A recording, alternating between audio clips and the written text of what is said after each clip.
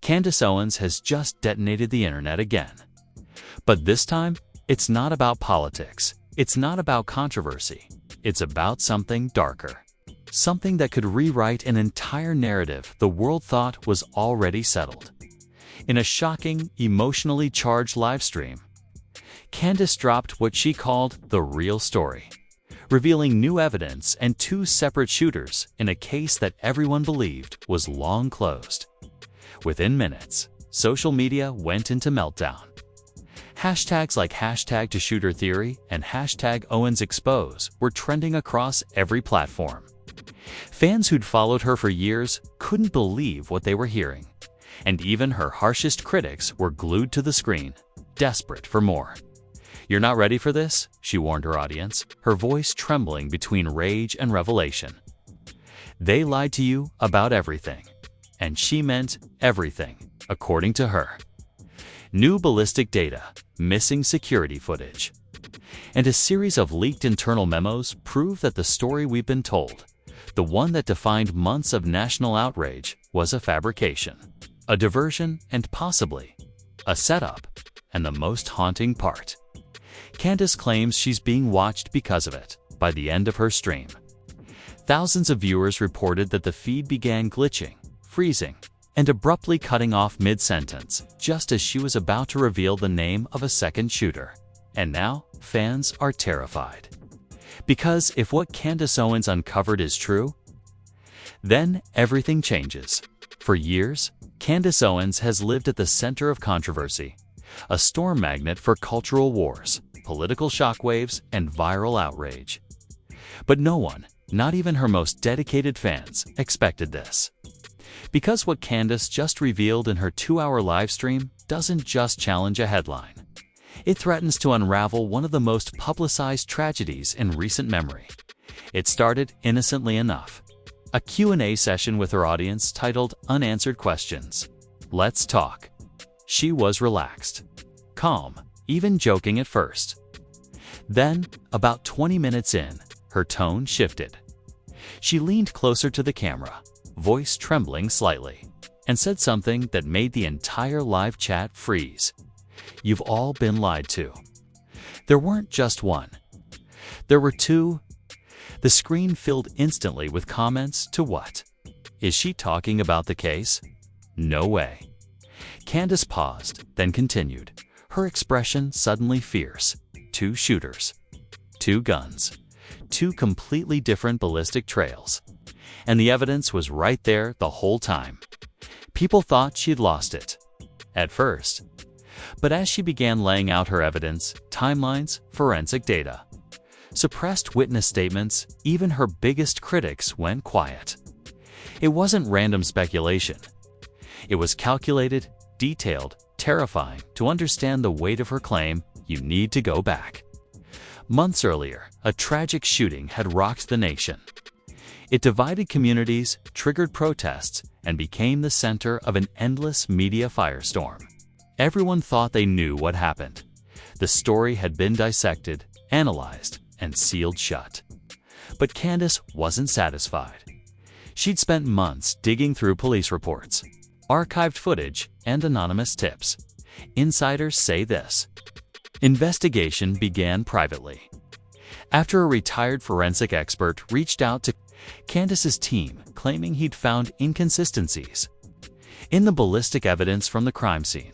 She didn't believe it at first, said a source close to her. She thought it was just another conspiracy theory. But when he showed her the diagrams, she went silent. Then she said, "If this is real, they covered up everything." Candace allegedly hired her own independent analysts, using private funding to re-examine the data. What they discovered sent chills through her production team. Two distinct calibers were found in the recovered casings, both fired within seconds of each other, from two completely different directions. But the official report, it only mentioned one. Candace didn't stop there. She started cross-referencing surveillance, camera angles released to the public, and noticed something no one else had caught.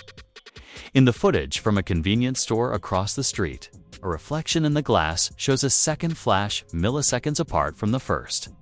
She slowed it down frame by frame on her live stream, showing her audience the moment. "That," she said, pointing at the faint light in the corner of the screen, "is a second shot." The chat went insane. Fans begged her to stop. Others demanded more. Some accused her of fabricating the evidence. But Candace doubled down. She said she'd already received threats, that her husband had urged her to back away, and that someone had tried to access her email account days before her stream. Then she said something that chilled. "Everyone watching, this isn't about politics anymore. This is about the truth they've buried and the people they're willing to destroy to keep it hidden." By this point, viewers were convinced this wasn't just a YouTube stunt. Her hands were shaking. Her voice cracked. This wasn't the fiery, confident Candace Owens people were used to. This was someone terrified and yet determined to keep talking. She revealed that an unnamed whistleblower, allegedly a former investigator on the case, had come forward with sealed documents labeled Operation Shield, according to her. Those files contained redacted names of two unidentified individuals, seen fleeing the scene moments after the first shot. One was never located. The other was quietly removed from the suspect list due to conflicting witness statements. That's when Candace uttered the words that would echo across every platform for days. They said, "One shooter. I can prove there were two." The internet exploded. Fans flooded social media demanding investigations, while others called her reckless, dangerous, delusional. Major networks tried to ignore it, but the story was too big. Clips from her livestream racked up over 80 million views in 24 hours. Then came the mysterious email leak, a supposed internal communication between two law enforcement officials was posted on Reddit under the title "Owens wasn't supposed to see this." The email referenced a duplicate ballistic pattern and warned recipients to avoid media inquiry at all costs. Within hours, the post was deleted, but screenshots had already spread everywhere. Candace, furious, went live again the next morning. This time she looked exhausted but defiant. "They can delete emails, they can delete videos," she said. "But they can't delete the truth." She claimed to have more evidence, photos, recordings, even text messages from someone inside the original investigation. "I'm not the conspiracy theorist here," she said. "I'm the only one showing you what they don't want you to see." Her fanbase exploded into overdrive. Reddit threads popped up analyzing every word she said. Amateur detectives began piecing together maps, timelines, and diagrams. Twitter accounts popped up overnight claiming to have inside information. But what really shook the public wasn't the evidence, it was what came next. Because according to multiple insiders, Candace had been planning to release an explosive documentary called The Second Barrel, containing all her findings, until her editor's home was broken into 2 nights before the premiere. Nothing was stolen, except his hard drives. The case that had once divided America was suddenly back in the spotlight. Only this time, it wasn't just about justice. It was about cover-ups, manipulation, and a possible conspiracy that stretched far beyond what anyone imagined. And as Candace Owens stared into her camera that night, trembling but resolute, she ended her stream with one haunting sentence that sent shivers down millions of spines. "If anything happens to me, look for the other gun." By the following morning, Candace Owens' shocking claim had become the single most discussed story on the internet. Overnight, the clip of her saying there were 2 shooters hit 120 million views across platforms. Newsrooms, influencers, and political commentators scrambled to respond, some defending her bravery, others calling it reckless hysteria.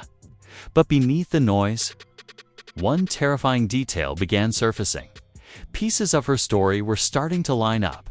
Independent reporters on X began digging into archived case documents. One journalist posted a screenshot of a ballistic analysis buried deep in a police PDF from months prior. And sure enough, It mentioned trace evidence of differing calibers, but listed it as inconclusive due to contamination. The same journalist tweeted, "If this matches Candace's claims." "We've been lied to." Within hours, the post vanished. Account deleted. Candace broke her silence again that evening with a tweet that simply read, "They're scrubbing everything. But I still have the files."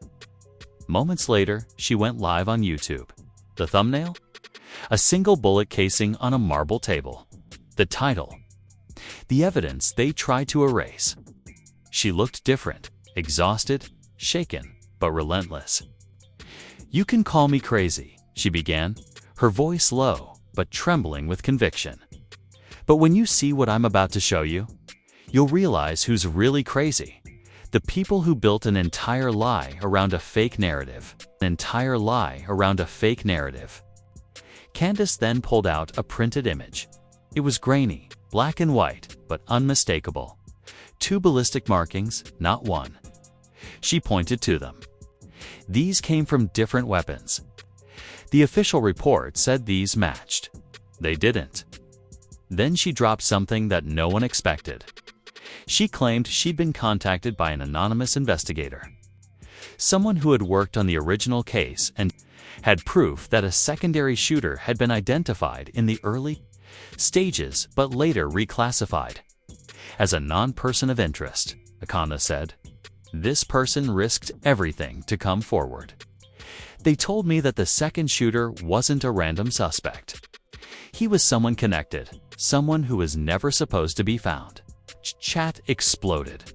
"Who? Say the name." Candace looked directly at the camera and said, "I can't say it yet. Because if I do, this stream won't make it to the end." Viewers began panicking as her live stream started glitching, audio distortion, frame freezes, even eerie echoes. Some claimed it looked deliberately sabotaged. Others believed she was being hacked in real time. Then, just as she was about to reveal more, her feed cut to black. For 17 agonizing minutes, her channel was offline.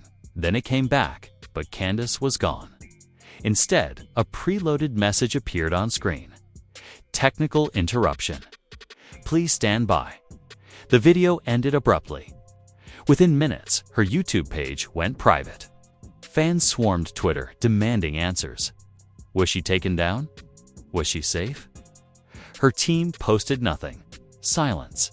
But that silence didn't last. At 3 a.m., a new video appeared on a mirror site hosted in Romania, titled owensbackup.mp4. It was clearly Candace's footage, re-uploaded by her supporters before the blackout. And in the final 10 seconds, footage that never aired live. She whispered something chilling off camera. "There, outside my house." That clip went nuclear. Within hours, people were camping outside her home, live streaming from the street, documenting every sound. Police eventually arrived to clear the area. But what they found only deepened the mystery. Her front security cameras had been cut, the wires cleanly severed. When Candace resurfaced the next morning via a short Instagram story, she looked pale, drained, and frightened. Her caption, "I'm safe. For now." But what she posted next shattered everything. A photo of a sealed envelope marked "Property of State Evidence Room, do not duplicate." Underneath it, she wrote, "They left this in my mailbox." Within hours, independent analysts dissected the photo. The barcode on the envelope appeared legitimate. A real evidence label linked to the same case number from the original investigation. The label's timestamp. The day after the crime occurred. That shouldn't have been possible. This discovery reignited a storm of speculation. How did she get access to evidence that was supposed to be sealed? Who gave it to her? And most importantly, what was inside? Candace claimed the envelope contained ballistic photos and a single-page report referencing a secondary position, 32 feet northwest of the primary shooter's location. This, she said in a trembling voice during an emergency podcast later that day, is the proof they destroyed. The images were shocking. They showed bullet trajectories intersecting from opposite sides, a near impossibility for a single shooter. Even more damning, one report snippet contained the words, "Possible coordination between unknown suspect and external vehicle witness." Translation: someone else was involved. Candace didn't hold back. "They lied to all of us," she said, "and they thought no one would ever find out." That's when the first twist hit, and it made everything even darker. Because the next morning, major networks broke a new story. The forensic analyst Candace claimed had contacted her was dead, according to official reports.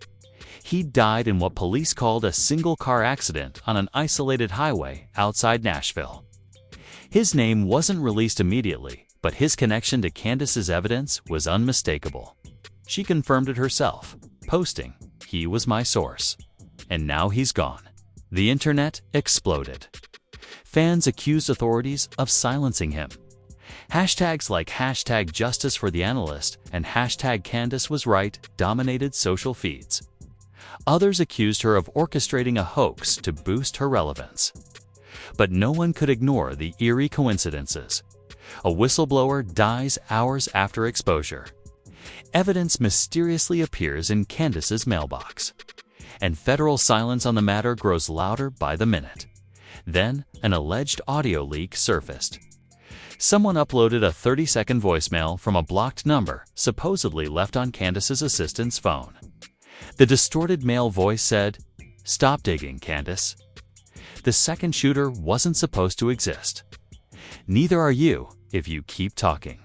Her assistant immediately reported it. But within hours, the voicemail file vanished from her cloud account. By now, everyone online believed two things. Either Candace Owens had uncovered a massive cover-up, or she was in the middle of being framed by forces far beyond her control. That night, Candace appeared on Tucker Carlson's show, pale, trembling, and visibly shaken, where she made one final statement before cutting the interview short. "There are people in power who will burn the truth to keep their story intact. But the fire's already started, and they can't stop it now." And then, she walked off set as the feed cut to commercial. One thing became clear. This wasn't a conspiracy anymore. It was war, because if Candace Owens was telling the truth, the case everyone thought they understood was about to implode, and the identity of that second shooter wasn't just shocking. It was someone no one dared to imagine.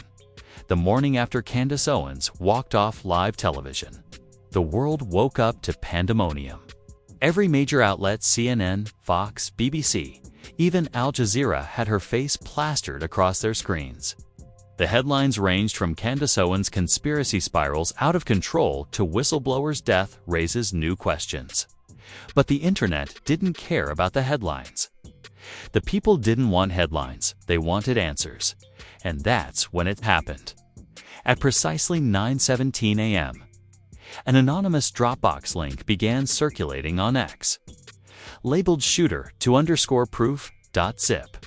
Within an hour, it was downloaded over 10 million times before being abruptly removed. Those who opened it first claimed it contained a bombshell-leaked surveillance images, ballistic overlays, and an internal memo allegedly stamped with the seal of the Bureau of Alcohol, Tobacco, Firearms, and Explosives. And in those documents, according to screenshots, before the deletion was a single name: Ethan Cole. For anyone unfamiliar, Ethan Cole wasn't a random civilian. He was a former federal contractor who'd quietly disappeared 5 years earlier under mysterious circumstances after a separate weapons trafficking investigation fell apart. His name had never been connected to this case. Until now, the document showed that Cole had been placed under observation at the crime scene 48 hours before the incident took place.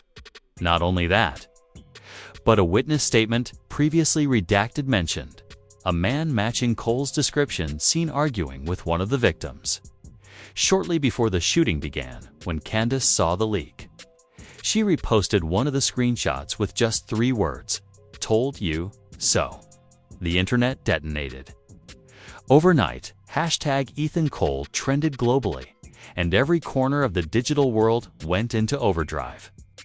TikTokers dissected the leaked memo line by line.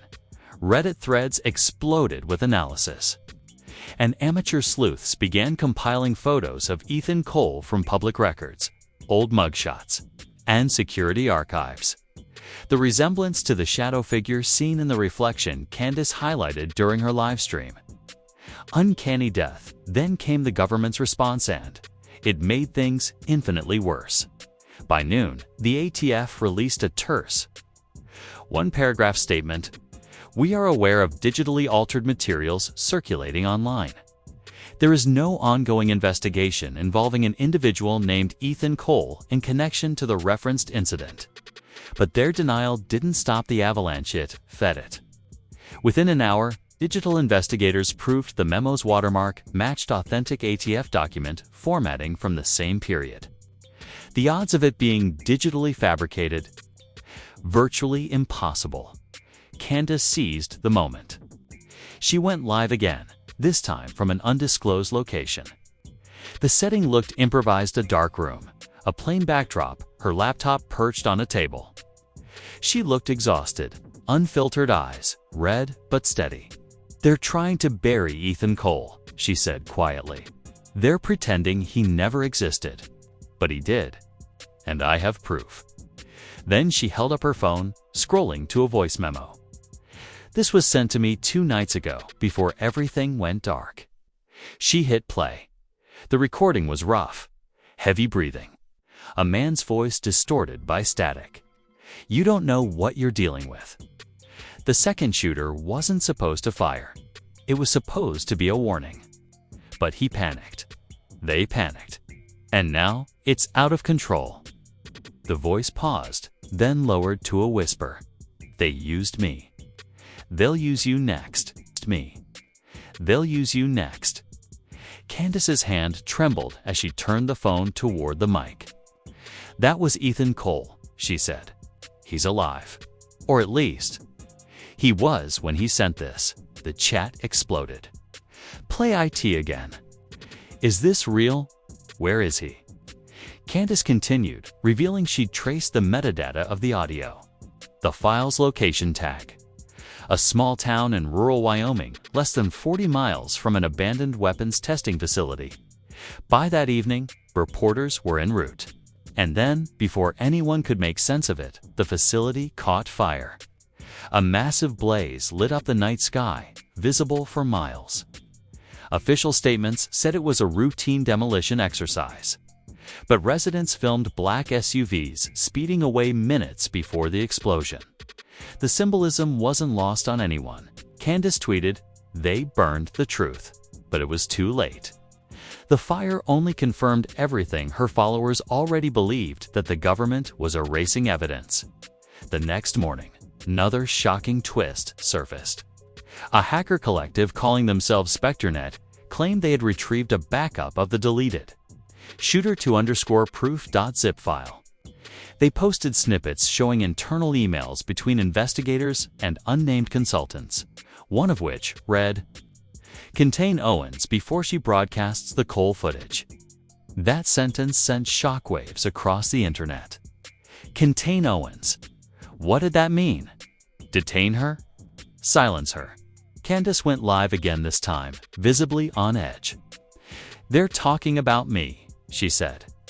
"They want to shut me up before I play what's next. But I've already scheduled it. The file's encrypted and set to release automatically if anything happens to me." Her voice cracked, just once. Then she said something that left viewers trembling. Ethan wasn't the only one at that scene. There was a handler, someone you've all seen before.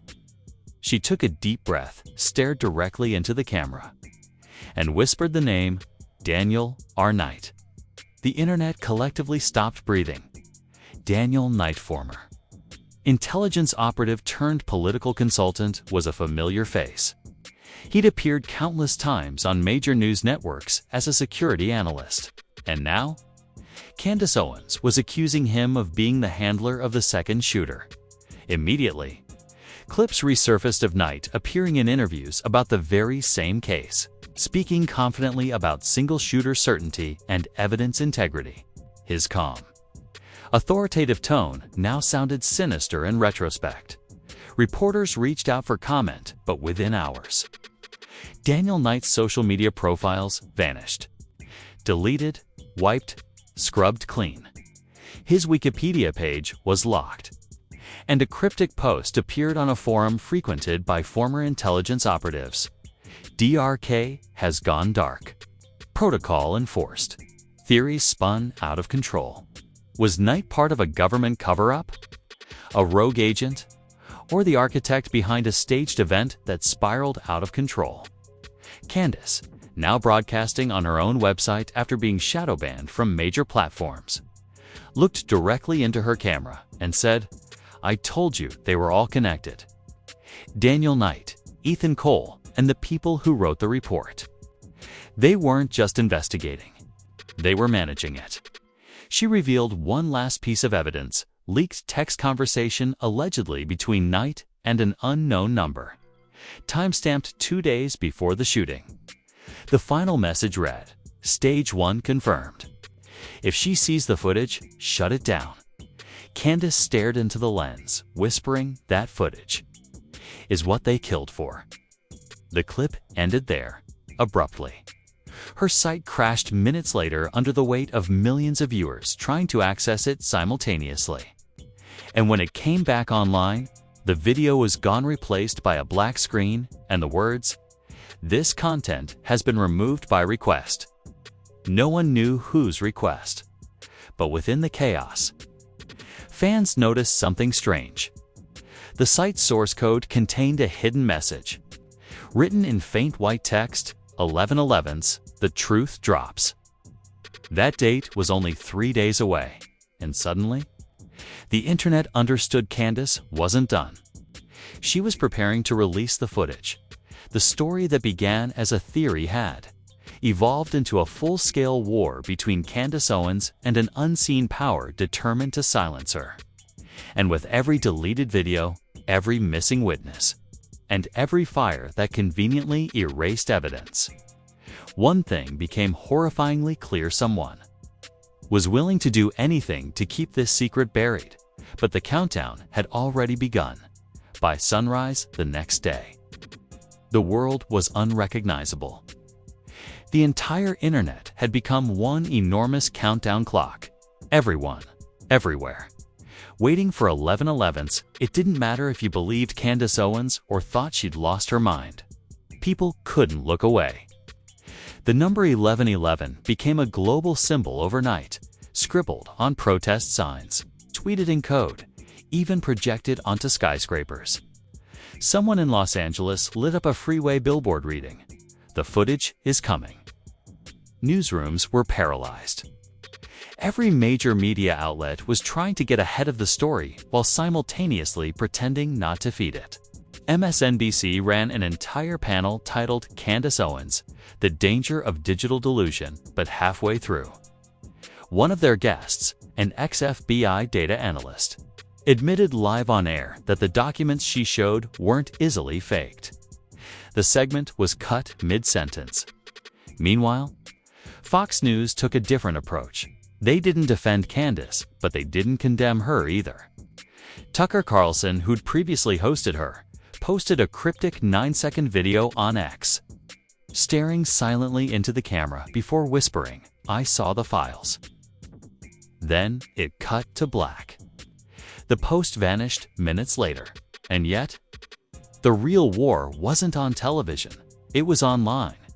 Twitter, now X, became a battlefield of disbelief and obsession. People started analyzing every single word Candace had said across her past live streams, convinced she had been dropping coded messages about this two-shooter theory for months.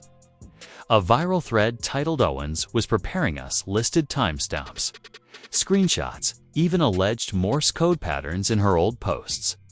She knew this day was coming. One user wrote, 11/11's is her drop day. TikTok, of course, went feral. Edits of Candace's whisper, the footage they killed for, were synced to cinematic music, racking up tens of millions of views. Conspiracy influencers did dramatic reenactments of the supposed second shooter and his mysterious handler, Daniel Knight. Others built literal maps connecting politicians, tech executives, and news anchors who had once appeared alongside Knight. It wasn't evidence, it was hysteria, but it felt real. Even celebrities couldn't resist getting dragged into the chaos. Elon Musk tweeted, "If she drops real footage, I'll make sure it stays online." Then he deleted it an hour later after Tesla stock plummeted from investor panic. Kanye West posted an image of 2 bullets crossed over a Bible verse. "There is nothing hidden that will not be disclosed."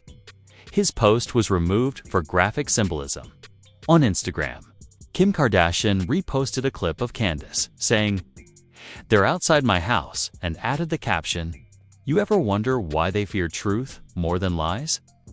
Within 20 minutes, her comments were flooded, half supporting her, half accusing her of promoting chaos. Even the entertainment world started fracturing. Podcasters, comedians, and YouTubers were taking sides like it was a digital civil war. Logan Paul posted a video called "The Two-Shooter Truth Explained," which hit 12 million views before YouTube flagged it for misinformation. Joe Rogan still missing after his own recent expose, Sagabi, came part of the new mythos. Fans began claiming Candace and Rogan had been working together, sharing encrypted information from the same shadow network of insiders. But the scariest reactions weren't online, they were in real life. Across the U.S., small protests broke out outside courthouses, police stations, even network headquarters. People held signs reading "Free the files" and "We know about Ethan." Some wore masks of Candace's face with 1111s scrawled across the forehead. In New York City, a crowd gathered outside a major media building chanting, "Two shooters, one cover-up." Police were forced to disperse them after fights broke out between believers and skeptics. Then came the leak that froze everyone cold. An anonymous source emailed multiple journalists a single image, a still frame from what appeared to be surveillance footage. The timestamp matched the night of the shooting. 2 figures, both armed, both in motion. One clearly visible, the other half hidden by light flare. The file name, Frame 411. No one knew if it was real, but the reaction was nuclear. CNN called it a sophisticated hoax. Daily Mail called it proof of Owens' madness. Yet, digital forensic experts analyzing pixel metadata concluded the file showed no signs of AI manipulation. And then, silence. The source of the image vanished. Email accounts deleted. Candace's team refused to comment publicly, but insiders claimed she was in hiding under private security. Then a mysterious post appeared on her personal website. A plain white background, black text, and one sentence: "If they silence me before 1111s, someone else will drop it." Fans interpreted that as confirmation that the footage was real and already in circulation. By now, governments across multiple countries were reacting. British officials called the viral leak a threat to national trust. The European Union announced an emergency summit on misinformation. Escalation. The FBI quietly confirmed it had initiated outreach to Candace Owens' legal representatives, though refused to say why. Even Silicon Valley got dragged into it. A whistleblower from a major social media platform leaked an internal memo instructing moderators to reduce visibility of Owens-related conspiracy tags. The memo's final line: "If the footage exists, preemptive control of narrative is required." That phrase, preemptive control, set off a digital riot. Screenshots flooded the internet. Users demanding to know why tech companies were preparing for footage that doesn't exist. Meanwhile, Candace's closest friends were speaking in code. A podcast host she once worked with tweeted, She told me months ago that she had insurance. Now I know what she meant. And as the countdown crept closer, a new phrase began spreading across the internet like wildfire. The drop will burn the lie. It wasn't clear who started it, but within 24 hours, #BurnTheLie was trending globally. Governments panicked. Social networks started slowing down keyword searches for Candace Owens. 11/11s and Shooter 2. News anchors began warning viewers about mass delusion and synthetic information warfare. But every warning only fueled the obsession. And then, the strangest thing happened. Celebrities and influencers began deleting old posts about Candace Owens wiping photos, tweets, and even past collaborations. It was as if people were scrubbing her from their digital existence before something catastrophic went live. Every second closer to 11/11s felt heavier. Comment sections filled with paranoia. What if she's already dead? What if the drop triggers a blackout? What if we were never meant to see it? But one question echoed louder than the rest. Who's really behind the leak now? Because if Candace is silenced, someone else clearly has her evidence. And whoever that person is, they're about to make history or chaos. Maybe both. Because on 11/11s, the truth drops. Midnight. November 11th, millions of people were awake. Screens glowing in dark rooms, waiting for the drop. The countdown clock on Candace Owens' website ticked down to 0 as the world held its breath. News outlets were live streaming the event. Influencers were watching with cameras ready. And social media was drowning in hashtags. Number 11, 11th drop. Hashtag the footage. Hashtag burn the lie. Then, just as the clock hit 0 hours, 0 minutes, and 0 seconds, the page refreshed and a black screen appeared. No video, no statement. Just a single white line of text. Do you see it now? Seconds later, the screen flickered. A grainy, distorted video began to play, time-stamped the night of the shooting. At first, it was chaos, muffled voices, frantic movement, flashing lights. Then, in the background, a second muzzle flash, faint but unmistakable. And in that flash of light, a human silhouette. Not the official shooter, someone else. The video glitched, froze, then zoomed in, focusing on the second figure's arm. His wrist glinting under streetlight. A watch. A silver watch engraved with the letters DRKDANIELR Night. The chat feeds across every platform exploded. It's him. He was there. Oh my God. Within minutes, millions of users reposted the footage. News anchors lost composure live on air. Even CNN anchors muttered off script. If this is real, this changes everything. Then, the feed cut to static. Viewers stared at blank screens, thinking it was buffering until a new video appeared, uploaded anonymously to every platform simultaneously. It showed Candace Owens herself, recorded hours earlier, sitting in front of a dim lamp. Her eyes were red but calm, her voice steady. If you're watching this, the footage has been released. I did what I had to do. And now, I need you to understand something.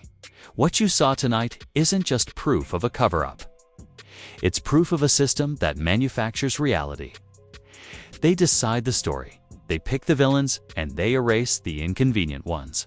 But not anymore. She paused, exhaling shakily. I've given copies of everything to people I trust.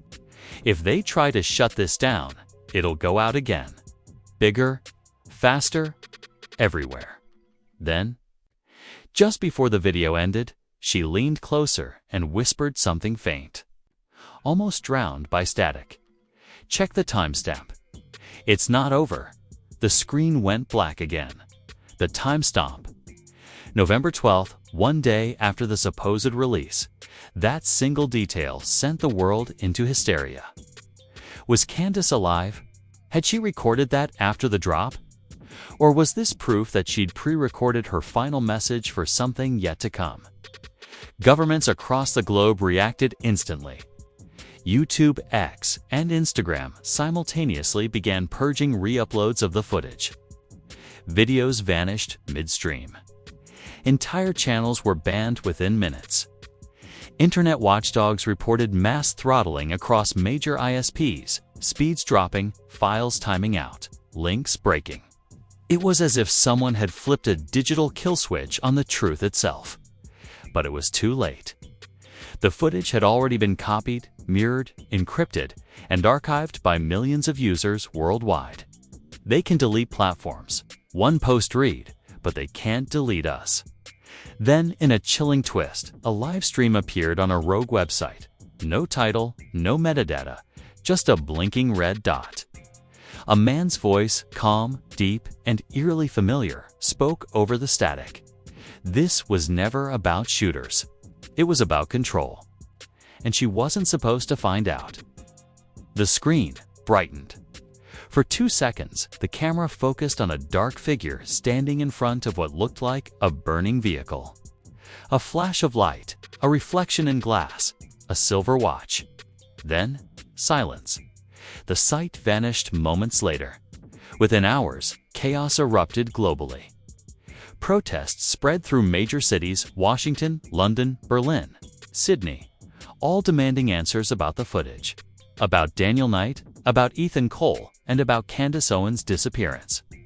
Governments issued emergency statements insisting the footage is fake, but digital analysts continued to say otherwise. Even independent forensic labs confirmed. The footage had not been manipulated. The entire world was split. Those who believed, and those who refused to. Then came the final twist no one was ready for. At 11:11 .m. the next morning, Candace's verified account, previously inactive for 24 hours, posted a single photo. It showed her hand holding a silver USB drive. The caption read, Phase 2. No location. No explanation. Every major outlet went silent. No one knew where she was, who posted it, or what Phase 2 meant. But her followers did. They knew exactly what it meant, because earlier in one of her streams, Candace had said, if they try to bury the footage, they'll only uncover what comes next. And now, that next was here, across the internet. The phrase Phase 2 spread faster than anything before it. Forums filled with speculation. Was this the rest of the footage? More names. The truth about who ordered the cover-up. Or was Candace hinting at something even bigger? Something that could bring the entire system crashing down. Nobody knew. But everyone was watching, because after everything, the deaths, the leaks, the lies, the fire's one thing was undeniable. The footage changed the story forever. And if Candace Owens really did have a Phase 2, then the world hadn't seen the end. It had just seen the beginning. So now you've seen it. The footage, the fires, the names. And one thing is clear. This isn't just about Candace Owens anymore. It's about all of us. Because if what she exposed is even half true, then everything we've been told about the event, about the system, about who controls the truth is a lie built to keep us quiet. The question is, will you stay quiet? The clock hasn't stopped ticking. Phase 2 could drop at any moment, and when it does, it might reveal the rest, the missing pieces, the ones that prove who was really pulling the strings. But until then, the only thing keeping the truth alive is you. Every comment, every share, every repost keeps the story from being buried. So I want to hear what you think. Do you believe Candace Owens is telling the truth, that the footage really proves there was a second shooter? Or do you think the entire thing is part of something even bigger? A trap, a distraction, a game within a game? Tell me below, because this story isn't ending anytime soon. It's mutating in real time, and the next drop could rewrite everything we thought we knew about power, media, and control.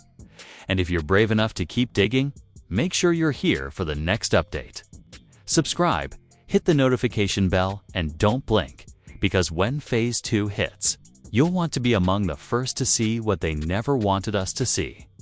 Stay alert, stay loud, and remember, if Candace Owens was right about this, then the world's biggest secret is still out there. World's biggest secret is still out there.